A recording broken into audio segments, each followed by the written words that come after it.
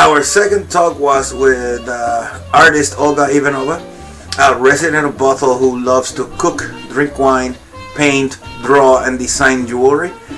We got really deep into a conversation about COVID-19 pandemic and how it's transforming humanity, how it's transforming us. Let's take a look at that conversation. Yep. What you have? So I'm having. It's not working. This is what is left of. This is a hamburger. Cool. It's a hamburger. It's a patty melt, so it's a hamburger with caramelized onion on top and cheese. That's it. No. Nothing else. Nothing. Okay. I just made a pasta with mushrooms, and that was some Alfredo and some cheese inside. That was nice. Laura enjoyed it. So I baked some eggplants with dill. And eggplants, yeah. All right, oh man, you're making me look simple. No, it's not a one time what I cook. We just making that dishes, and some of eaten and some of leftovers. We have a choices what we would like to eat. But you were still able to bring them together and make it sound delicious. So not like me. I just made a hamburger, and instead of using regular burger, I made French toast to make the bread for the bread. Oh my God, that's disgusting. No, it's okay. For me, just to put it beautiful on a plate, it's like piece of art. Something here, something there. Here that's supposed to be red. It's like, yeah. That's I don't. For me,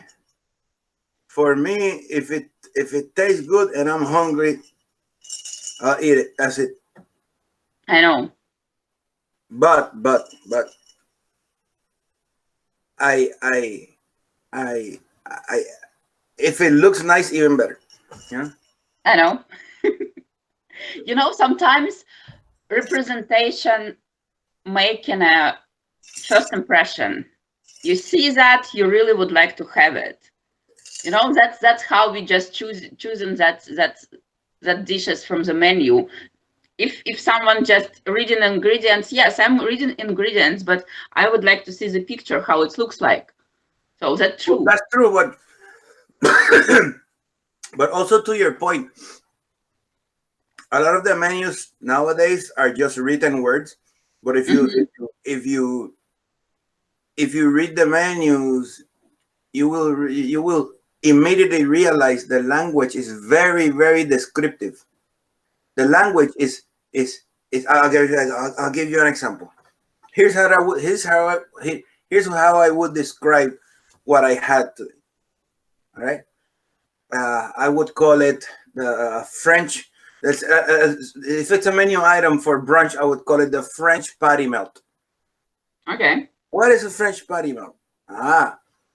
It would be a golden brown. Let me see. Let me start with the meat, because that's usually want to start with the protein, I guess. And I would call it, since I'm calling lumberjack style, I will start with lumberjack style hamburger, right? Made of 1/4 pound. It's actually more. I did like a half a pound, but 1/4 pound of ground chuck with onion. Mm-hmm.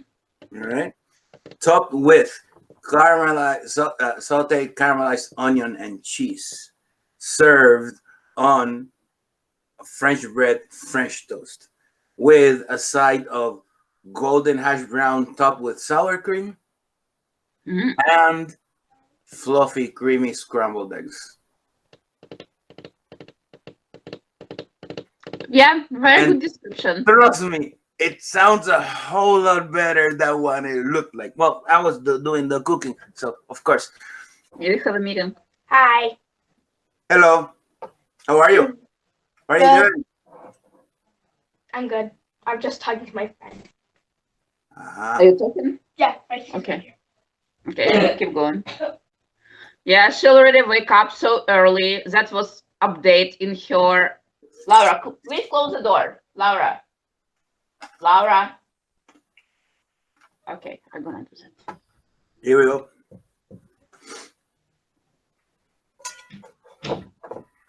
Yeah, we all talking. We all just in the social media. Yeah. Yeah, we're happy to have like a space to not to disturb each other. And Laura on a phone, my mom with my relatives on a computer, and with you right there. So we just all talking. Yeah, that's great. Yeah, already done with my farfalates and so with mushrooms. Actually, I was very surprised with Laura. Laura loves that. Mushrooms? Mm-hmm. Because she not all the time eating them. She prefer meat, but she told how I cooked that. She really liked that. Chocolate. Mm-hmm. Piece of chocolate. My gosh, that's the last piece. I just found it. I'm still having the French toast. No, I'm already done with the main dish, and so I have a Riesling. It's not so sweet. It's a little bit. Mom, I Little just bit. found my username. Okay, great. Continue. Close the door.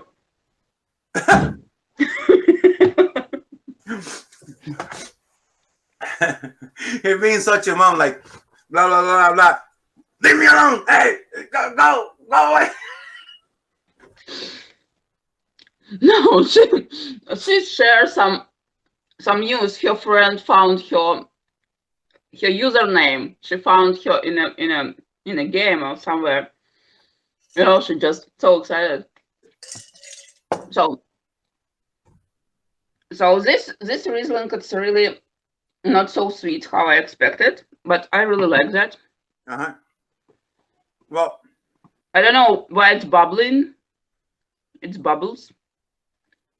It's very interesting. It's not supposed to be like a champagne, but it's a little bit bubbly. well, I'm having a muscat. Let me show you. Oh, cool. I like muscat. But this is I think it's a late harvest. I don't even remember if it's late harvest or ice wine. I don't think it's an ice wine. Yeah, it's a late harvest. Anyways, it's very very very very very sweet. So I did. I made a cocktail out of it.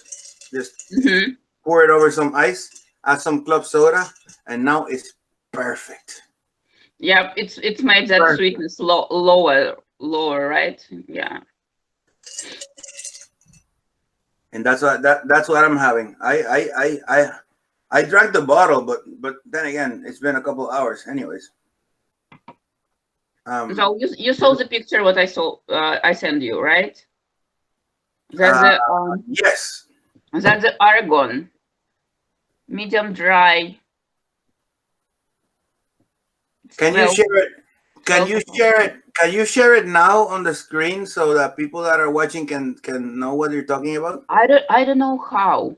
So if you're gonna navigate me, I can make a picture. Let me see. Hold on. Okay, what to do with Now that? I have to be careful because I don't want to show any inappropriate content. Of course. And this is the wine you were talking about. Yes, this is it. It's very, very interesting blue bottle. Yep. Is that what you're having now with the chocolate? Yes. Oh, okay. It's called Blue Moon. Oh my gosh. There you go. So yeah, I'm gonna stop presenting now, and we're there we go. Boom. Boom. Oh, that's a great color right now. All right. Hey, so we both learned something today. Oh man, this is so good. What are you doing? I'm eating my French toast hamburger that I described to you. Oh, you continue? Nice. Yeah. I already done with a dish. I already like. Yeah, that was so fast. Actually, that was not a brunch for me. That was like a breakfast for me. Yeah, breakfast with a wine. It's like a good beginning of weekend. Breakfast with a wine. We need the wine. Yeah, we need the wine. That's true. So I didn't have a meat. Probably I'm gonna make a chicken today with a. I still have a fresh mushrooms. I'm gonna make a chicken. Probably some onion on top, mushrooms, Onion. and some spread of cheese on the top, and I'm gonna bake that.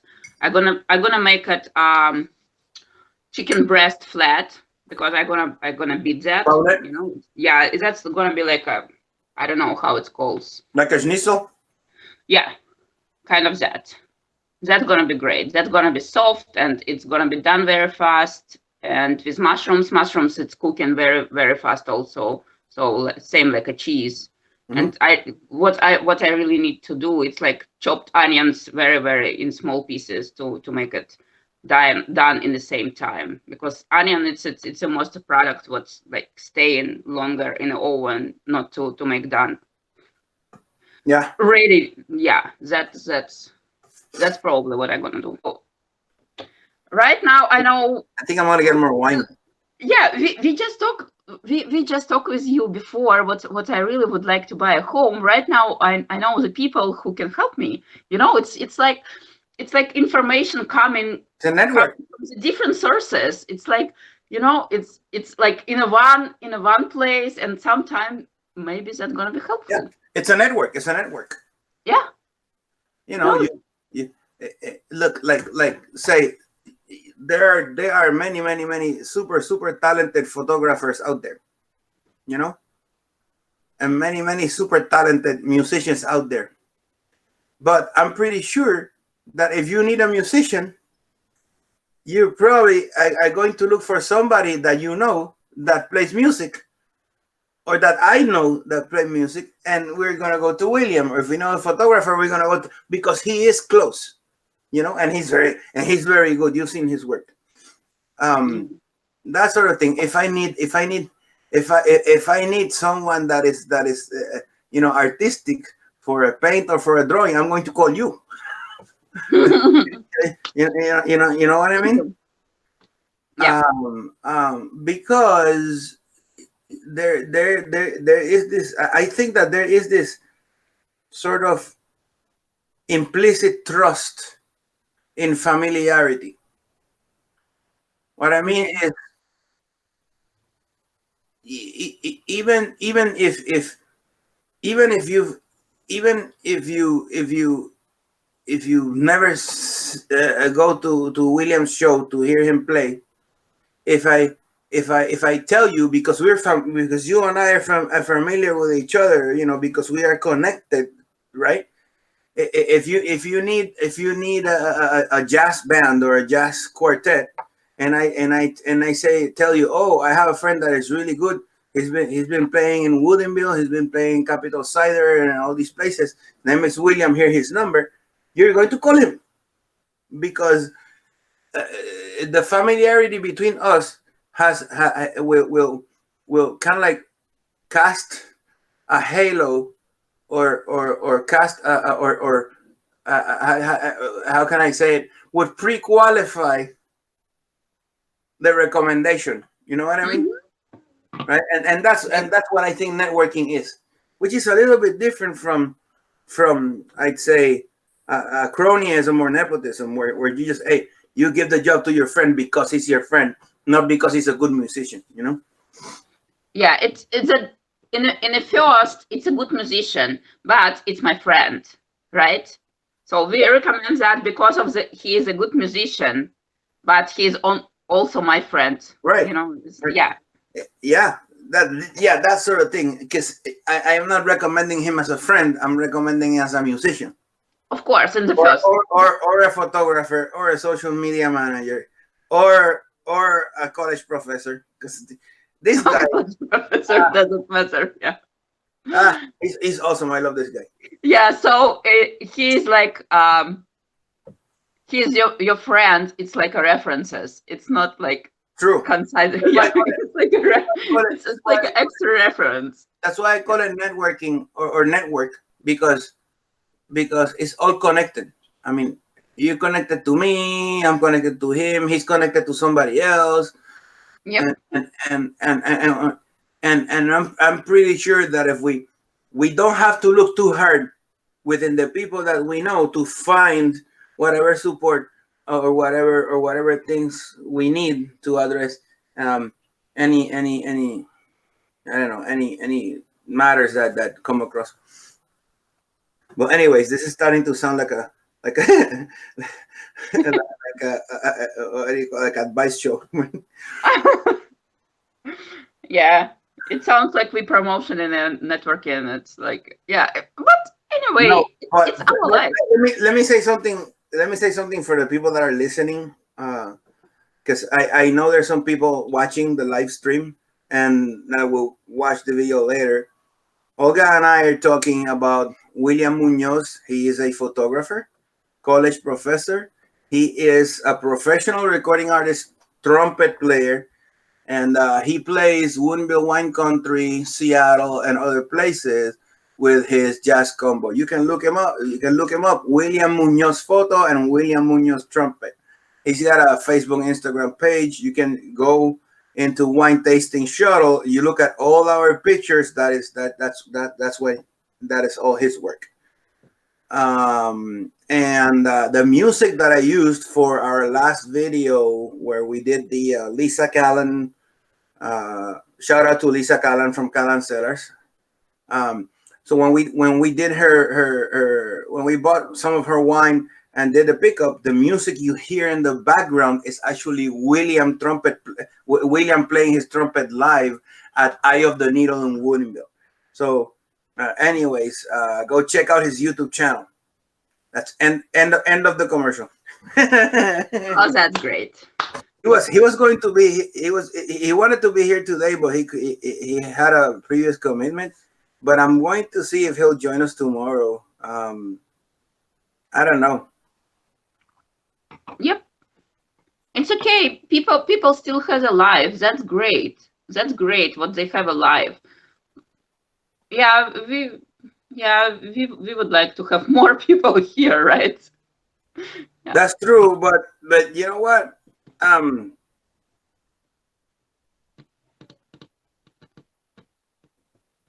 We have to be able to enjoy. I think that I have to be able to enjoy myself by myself and with others. So even if there was nobody around, I will keep the feed going, and I would probably be, I don't know, reading something, getting more wine, or I don't know, singing, dance. No dancing. No, not singing. Not at that point. Okay. Okay. We're gonna do that later, maybe. Not in the first time. That's not gonna happen. Nope. Okay. Nope. Okay. Hey, it's that bad. It's like, hey, somebody tells me either you dance or I shoot your sister. I'm going to say, sorry, sweetie, you're dying. No dancing. No dancing. That's a joke. That's a joke. Yeah, very bad one too. But yeah, you know what? We're going through a lot of stuff right now. By we, I mean the whole planet, everybody, with this COVID-19 and all the reactions that go from the very serious to the very ridiculous. There's a lot of hope. I have a lot of hope that, well, I know that this is also going to pass. This is not going to last forever. Of course not. And when it's finally over, or at least under control, I believe that people in general, people as a human race, are going to well, I hope that people as a human race are going to feel closer together, understand each other more, and appreciate how lucky we are to live in the world, and the times that we live, even when we're going through hard times like this.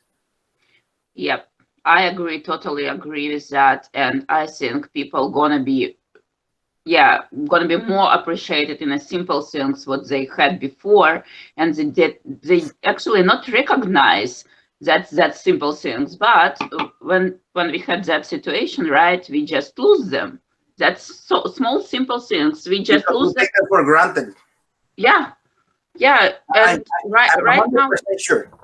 I'm 100% sure that when this social distancing is over, I am 100% sure that one of the first people that you're going to hug is Laura's teacher.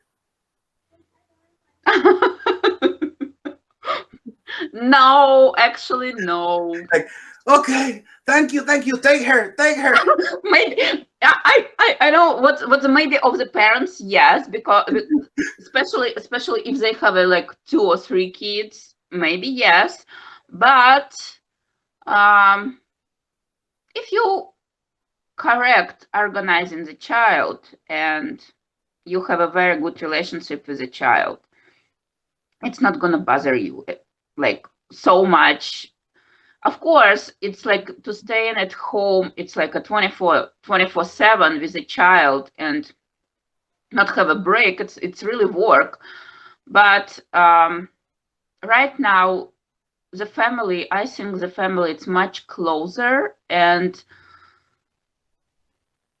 I don't know. It's like it's for me. It feels like a more connected because before we just had a like a life, and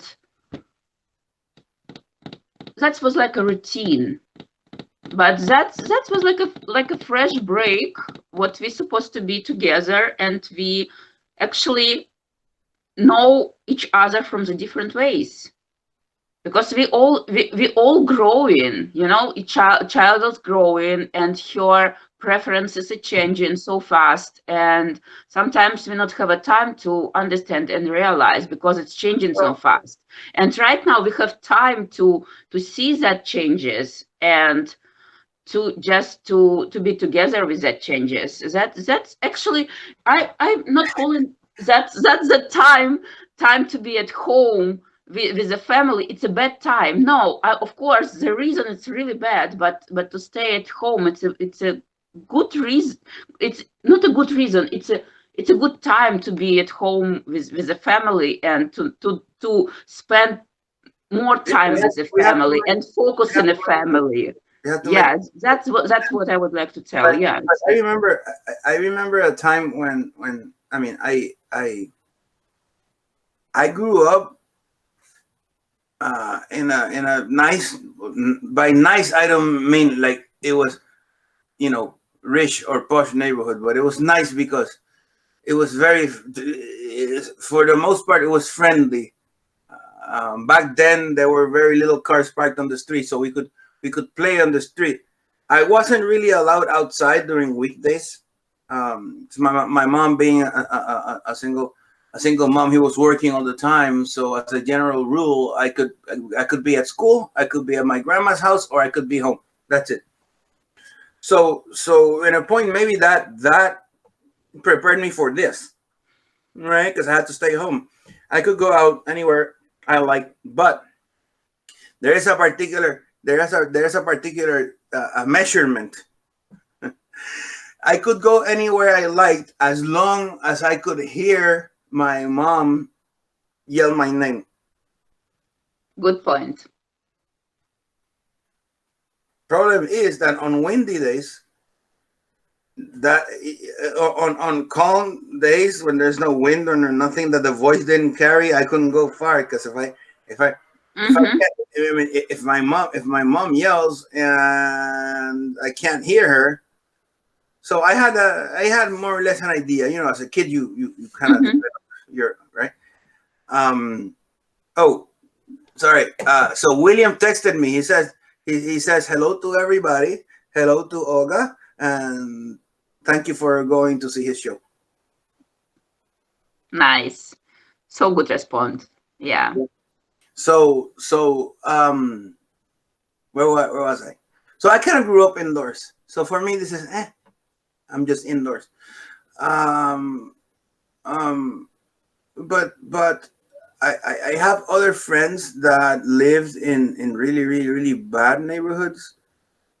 Also from single parent families. Um, and for them it's like, you know what, when we grew up it was a bad neighborhood, we weren't really allowed outside, so I stayed at home. Excuse me. Oh, bless you. Oh, it's too bad. Uh-oh. It's allergy season, I guess.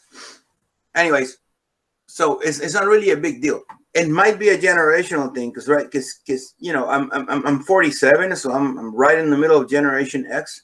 And Generation X, if I recall correctly, it was called Generation X because nobody knew what they wanted.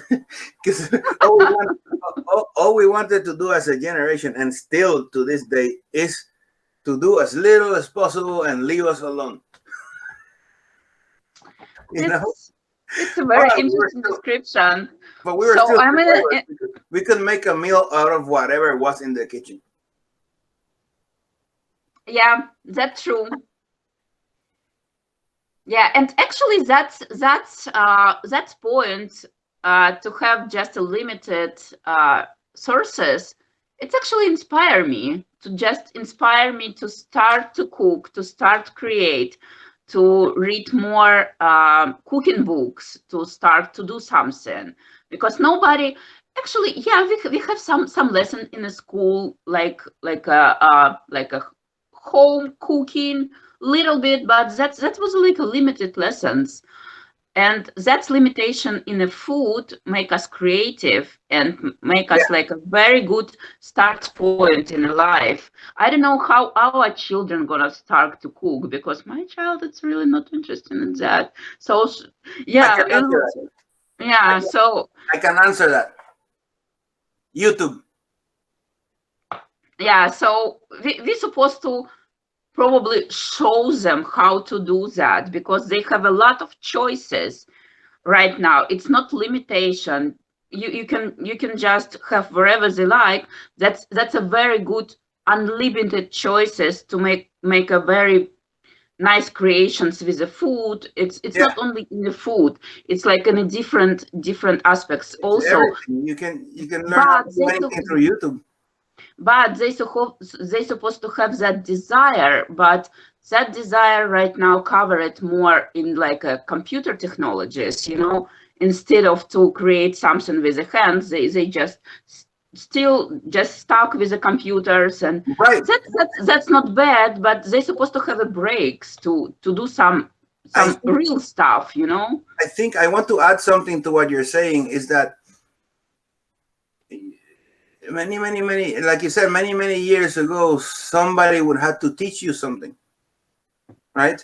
Or you'd have to learn from them, because people can learn from others without the others having to teach them, just by looking, right? Yeah. And that is how most people nowadays are learning, by observing others do it. That's why YouTube and all these video platforms, Vimeo, all of them, when they have the do-it-yourself videos of how to make an upside down cake, and you have just a normal person, just like you and I are, right, doing an upside down cake, but that makes it easier for us to relate to them.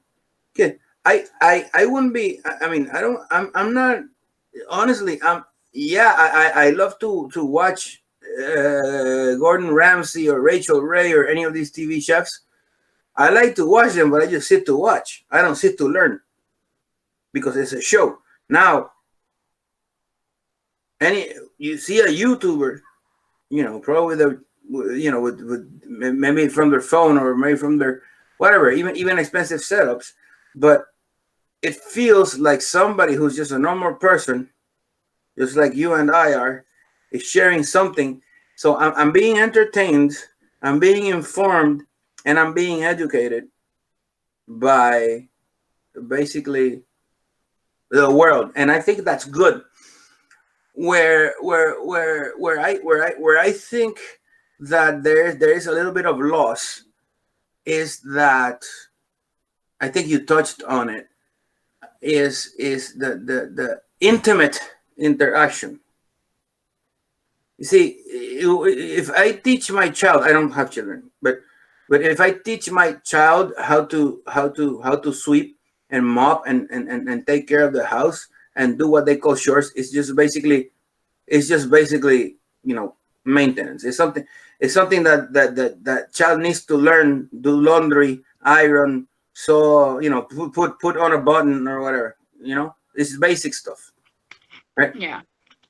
When I teach my child to do that, it reinforces the bond and the intimacy between me and that person, whether that person is a child or a student or whatever. And that is the limit of do-it-yourself videos and tutorials. And this is not a new problem, by the way, because you have to if you remember back in the you know 70s, for instance, and the 80s, we did have what I would call the precursor to all of this is the tapes and the discs teaching other people languages and all that stuff. That is more of the same. It's just that now it's more advanced and more efficient. But Yeah. there is no the art of transmitting knowledge gets a little bit lost and more industrialized in that way, which carries with it a loss of intimacy, and not a loss, I'd say a less human intimacy, human connection, human interaction.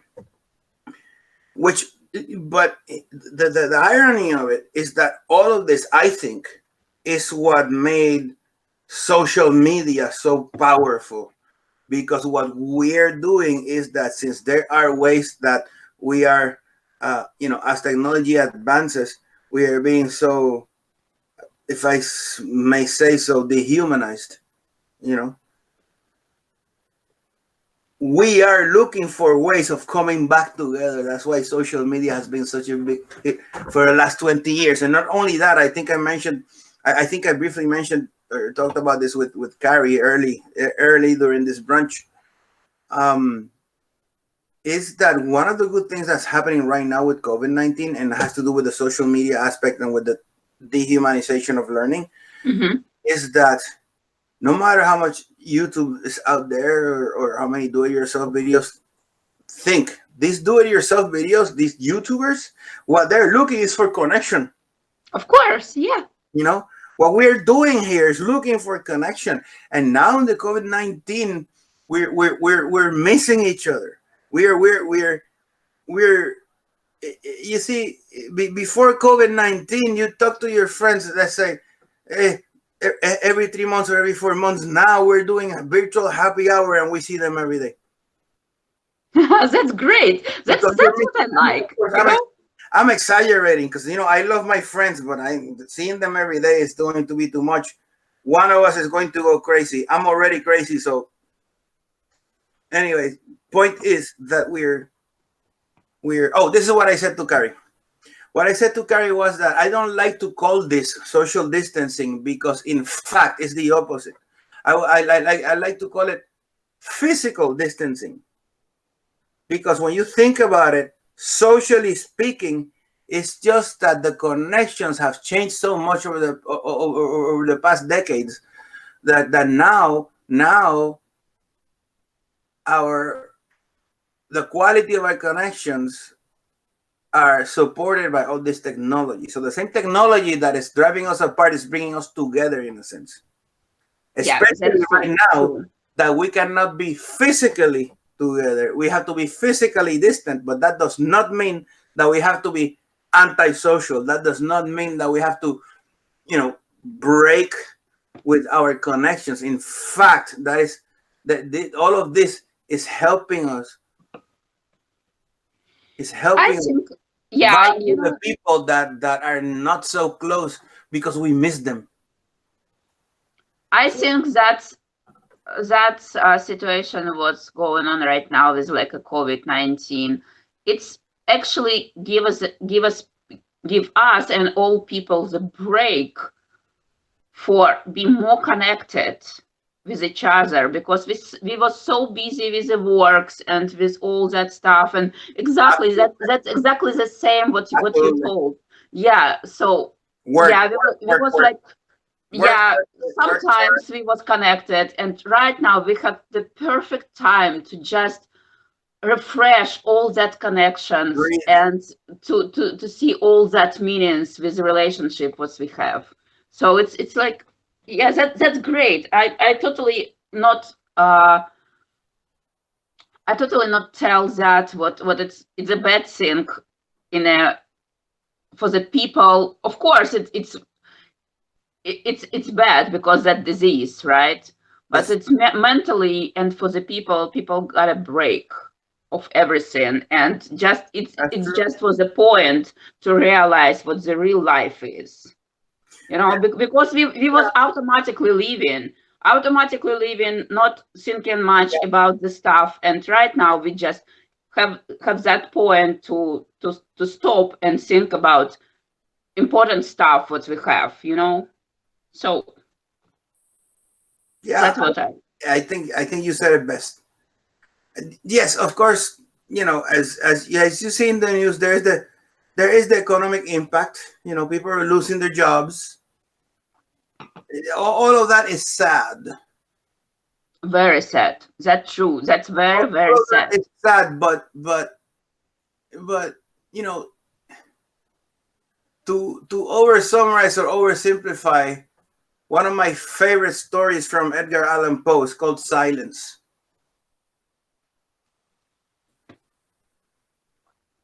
Human beings